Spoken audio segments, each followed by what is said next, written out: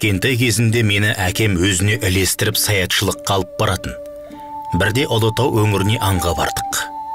Сол Ұлытауға бара жатқан кезде 40 қыздың моласы деген жерден өттік. Кішкентай болған соң қызығушылық танытып әкемнен сұрадым.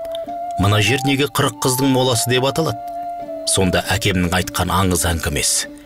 Жоңғар қазақ соғысы кезінде бір ауылдың еркектері түгел соғысқа аттанады. Ауылда тек қыз келіншектер, шал кемпір, бала шаға қалып қойыпты. Сол бейқам жатқан ауылдың үстіне жау әскері шығып, еркегі жоқ ауылды қан төгіссіз басып алыпты. Әй дейтін әже жоқ, қой дейтін қожа жоқ, жау әскері ойларына келген істейді.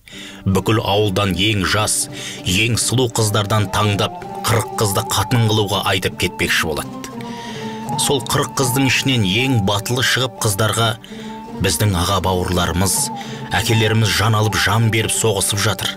Біз болсақ жауға қатын болып барайын деп жатырмыз. Бүйтіп қорлықта өмір сүргенше өлгеніміз артық депті. Сөйтіп 40 қыз бір ауыздан өлу туралы шешім қабылдайды. Жау әскерінің қолбасшысына барып, туған жерімізбен қоштасайық. Ауыл маңдағы көлге бір шомылып келуге рұқсат етіңіз деп сұраныпты. Сөйтіп 40 қыз қол ұстасып көлге кетіп батып өлді.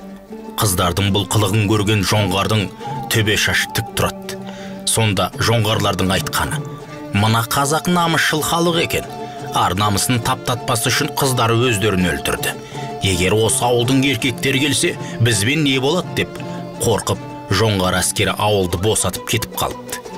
Айтайын дегенім, біздің қаракөз сұлуларымыз нәпсісін тия алмай көрінгеннің қойнында жататын болса, олардан туған қазақтың ұрпағының күні қараң.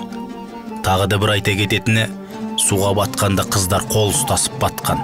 Қолдары бір-біріне сіресіп қалғандықтан бір молада жерленген. Сол мола әлі күнге дейін бар.